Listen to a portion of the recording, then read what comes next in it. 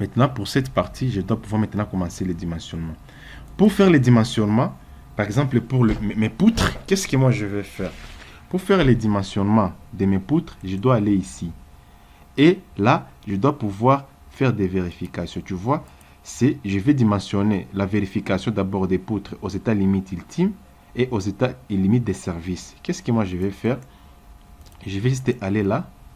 Je vais juste calculer Design Elements. Mais vous pouvez encore une fois cliquer ici pour pouvoir voir mes éléments. Tu vois, lorsque je vais sur mes éléments des poutres, voilà toutes les charges dimensionnantes que j'ai mis et que j'ai générées dans la tâche superposition, donc la superposition, et voilà toutes les charges qui sont là-bas. C'est avec ces charges que je vais faire les dimensionnements de mes différents éléments pour pouvoir générer des armatures et tout ça. Tu vois là-bas.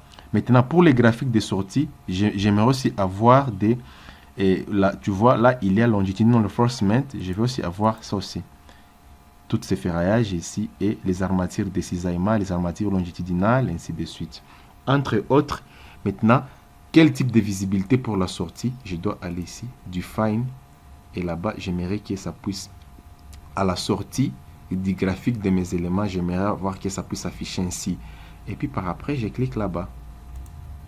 Ça génère. C'est ça, c'est moteur de calcul. Et voilà. Dans l'état limite des services, c'est toujours la même chose. OK. Je génère. OK. Par après, eh bien, pour les dimensionnements, je vous ai dit, pour les dimensionnements, ce que nous allons pouvoir faire, c'est aller là-bas. Ici, je clique là-bas. Sorry, I'm really sorry. Je clique ici. Je dois vérifier mes éléments, tout ça. Voilà les charges dimensionnantes qui sont là-bas. Et les graphiques de sortie qui est là-bas. Moi, je vais utiliser et définir par utilisateur. Et puis, je vais relancer les calculs.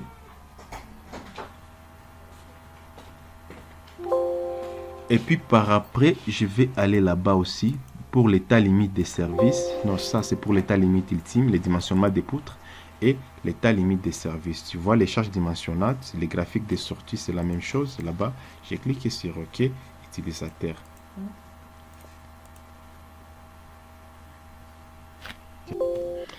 Et voilà, là, nous venons de passer au dimensionnement. On peut juste aller là-bas pour voir les résultats, les rapports. Sorry. Ça, c'est pour les cas seulement de l'LS. Attends, je peux juste aller là. Je peux juste avoir... Non, oui, c'est la même chose, je crois. Tu peux aller ici. Donc, vous avez plusieurs possibilités pour pouvoir générer vos résultats. Donc, vous pouvez générer les résultats et ici, ou vous pouvez les générer là-bas. Attends. Les résultats, vous pouvez les revoir ici. Visualisation, image, view, homme. Là-bas, les rapports. Tu vois toutes les analyses que nous allons faire, l'analyse linéaire. Tout ça, je vais vous parler quand nous allons parler de la documentation. Mais là-bas, directement, vous avez la possibilité ici de revoir vos résultats. Ici, tu vois pour les rapports. Pour le poutre, tu vas voir le calcul des poutres à l'état limite ultime. Et voilà ce que ça nous donne. Les valeurs des forces dans les poutres. Et voilà. Les différents rapports, c'est tellement beaucoup de choses. Et les armatures écrites, ça c'est pour l'ensemble de toutes les poutres. Donc il fait le dimensionnement par groupe. Donc les dimensionnements de toutes les poutres. Voilà un peu ça que ça nous donne. Les armatures, les charges, les contraintes, les angles, les armatures, tu vois, tout ça. Ça vous donne toutes ces possibilités d'avoir toutes ces données. Vous pouvez avoir les graphiques. Et pour les graphiques, voilà un peu par rapport aux déformations. Voilà, et ici c'est pour les résultats. Mais de la même manière, vous pouvez voir encore une fois les graphiques ici. Les armatures longitudinales, voilà, tu vois, 8 cm², vous donne tout. Et les armatures de cisaillement, ainsi de suite. Les éléments de la poutre, il me donne les matériels de classification, il me donne tout. Tu voyez un peu pour le dimensionnement, voilà ce que ça me donne. Les chargements, donc les charges dimensionnantes que nous avions pu utiliser, les caractéristiques géotechniques et des matériaux, et là-bas, ainsi de suite. Vous pouvez cliquer sur compte table pour faire ça, des tables de matière. Et maintenant, pour le dimensionnement des dalles, pour le dimensionnement des dalles, c'est là où maintenant nous allons aller ici, les éléments surfaciques. Nous allons aller là, paramètres de dimensionnement des éléments surfaciques, donc design parameters of area element, donc les paramètres de dimensionnement des éléments surfaciques. Et là-bas, je dois modifier beaucoup de choses. Je dois choisir le type de ferraillage. Ça va être orthogonal entre deux couches, pas de calcul, deux couches, trois couches, ainsi de suite, trois couches mais deux couches mais orthogonales, ce qui est toujours choisi, ce qui utilise Sophistic en français, parce que moi je travaille beaucoup plus avec des logiciels en anglais. Et là, pour ce qui est des distances, je peux aller la direction. Là, je ne vais pas toucher. Donc l'armature principale en dessous, en bas, l'armature transversale, et nous donne tout ça, comment ça sera, il sera placé. Ça, je vais laisser par défaut. Le ferraillage, tu vois là, les armatures, tu vois, ici, je ne vais pas utiliser les barres de 10, je vais utiliser les barres de 12, c'est mieux. Et là-bas, le barre de 12, les barres de 12. Arrivé ici, l'armature minimale, ça va être 10 ici, directement, ça nous donne la distance et l'armature relative, donc la section d'armature, ainsi de suite, les barres de 10. Et pour la première couche, donc la couche supérieure, et là-bas la nappe supérieure, donc je vais dire ça dans un terme plus technique, la nappe supérieure, et là-bas les barres de 12. Et aussi pour la nappe inférieure, les armatures minimales, ça peut être 10. Les armatures minimales, donc les minimes des armatures, ça varie entre 10 et 12. Et là-bas, ça va être 12. Maintenant, je clique sur OK. Pour les crack contrôle des fissures, je dois aller là. Je dois vérifier. Et crack, largeur, donc largeur des fissures pour l'armature principale et pour l'armature transversale, ça reste 2. Et quel type acier de précontrainte, donc acier de contrainte, là, l'acier de contrainte structurelle, je peux mettre 240 mégapascal, 240, et là-bas, ça doit être des largeur des fissures. Si vous voulez savoir tout ça, si vous voulez avoir des informations beaucoup plus sur ça, allez contacter HeroCode. Et tu vois là, permissible crack width for crack with the control, with or without direct calculation, crack width control accidental to HeroCode table. C'est table ici, ça vous donne toutes ces valeurs ici. For permissible still. Donc l'assiette des précontraintes permissibles. Je clique là-bas. Si je vais ajouter d'autres choses, je peux ajouter d'autres encore éléments. Je clique là-bas, je relance les calculs. Voilà, lorsque j'ai fini à relancer mes calculs, je peux revoir mes résultats pour ces éléments ici, pour ces paramètres. Et voilà, les éléments quadrilatères, tu vois, ce ne sont que des surfaces, tu vois, et nous donne des valeurs, des armatures, des sections, tu vois, des éléments, largeur des fissures, tout, tu vois, tout ça. Et si tu veux, tu peux mettre ça sous format Word. Comme je l'ai dit toujours, tu peux mettre ça sous format Word, tu l'exportes, tu les mets dans ton travail, ainsi de suite. Après, là, c'était avec Sophistic. Maintenant, et là, c'était avec Sophistic Analysis Design d'Arrivit. Mais là, maintenant, c'est Sophistic Structural Desktop. Et là-bas, qu'est-ce qui me reste maintenant? Ce que je vais faire ici, c'est maintenant calculer tous ces éléments ici. Je vais calculer tous ces éléments-là. Voilà. Voilà. Maintenant, j'ai toutes les notes de calcul pour tous ces éléments ici. Tu vois, il a tenu compte de tous ces paramètres ici. Je peux encore une fois relancer les calculs. Utilisateur. Et là-bas aussi, les dimensionnements des dalles aux états limites des services. Ça aussi. Je clique. Et voilà. Maintenant, après maintenant, j'ai la possibilité encore une fois de revoir mes éléments. Comme je l'ai dit toujours, les reports, la documentation. Voilà. Tu vois la documentation de toutes mes dalles. Ça, je vous ai déjà montré, je crois.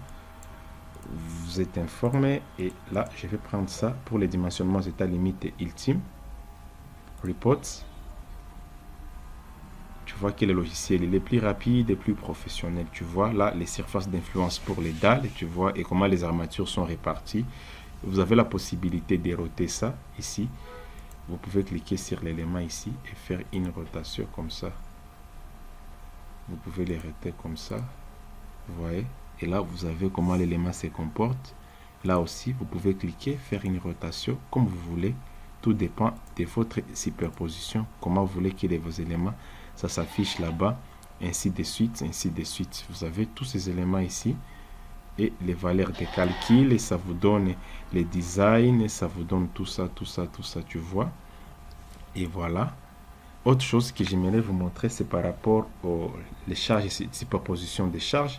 Je vais juste aller là-bas, cliquer sur Report, et là, sur Report, ça va me donner les maximes. Là, c'est pour les superpositions des charges dimensionnantes. Si vous voulez créer la documentation, voilà, voilà les combinaisons. Ça vous donne, voilà, tu vois la combinaison des charges. Ça, c'est le Eurocode, tu vois. Il y a les charges, les coefficients de sécurité qui multiplient. Donc, dans les cas état limite de service, c'est G, plus qui, plus les autres charges supplémentaires, ainsi de suite. Là, c'est 0 Eurocode. Dans l'état limite ultime, le coefficient de corrélation, c'est 1.35 G plus 1.5 qui. Mais selon Eurocode, voilà un peu les cas de chargement et des actions lorsqu'il y a les superpositions des charges. Voilà les facteurs avec lesquels il faut multiplier. Tu vois que c'est 1, là-bas c'est 0 avec ces facteurs ici. Et là, il vous donne permanent load group. Là, c'est conditional load, factor for load. Là, facteur des cas de chargement. Number of the load case, combination coefficient de combinaison, partial certainty. Dans ça c'est facteur de sécurité for unfavorable ou favorable accidental. Tout ça, c'est le Eurocode. Ça, c'est load case selection et action. Ça vous donne tout ça. Tout, voilà, toutes ces charges dimensionnantes. Et voilà, c'est que ça vous donne. Donc, c'est un peu ça. Et là, maintenant, vous pouvez faire la documentation de tout ce que vous voulez. C'est ça la dernière partie qui est là-bas, la documentation avec ces logiciels. Donc, ça, c'est juste des notions basiques pour la mise en main du logiciel. Vous êtes un ingénieur des structures, vous voulez travailler dans l'analyse structurale en utilisant un autre logiciel à part Robot ou Proto Structures ou CPCAD ou SAP, ITAPS, Stade Pro, Global et d'autres. Vous voulez peut-être travailler, il y a avec Sophistic, parce qu'il y a beaucoup de logiciels de calcul de structure dont je vais de citer. Et SIA Ingénieur, Midas, il y a plein de logiciels de calcul de structure. Mais pour l'instant, nous voulons beaucoup parler de ces fabuleux logiciels de calcul de structure qui intègrent et le concept d'IBIM. Et voilà, un peu, vous pouvez avoir le nombre de calculs de tout ça s'assemble. Ou vous pouvez avoir tous les rapports. Et là, ça va vous générer tous les rapports de documentation. Et là, vous allez avoir tous les rapports ici. Tu vois, tout. Je ne sais pas, ça va être 200 pages, 300 pages, je ne sais pas. Ça va être le nombre de pages que vous voulez avoir ici dans vos éléments de calcul.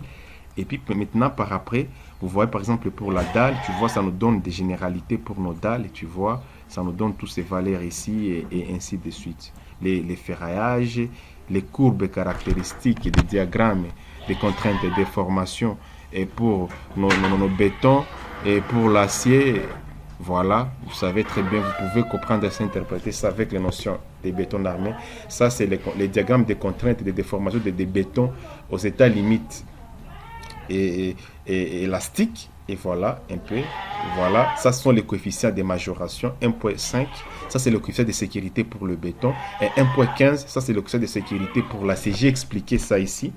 J'ai expliqué tout ça ici. J'ai expliqué tout ça ici. Et puis par après, il n'y a pas autre chose. Alors, quant à moi, je vous dis merci. La prochaine vidéo, je dois pouvoir vous montrer maintenant comment vous pouvez faire l'analyse dynamique.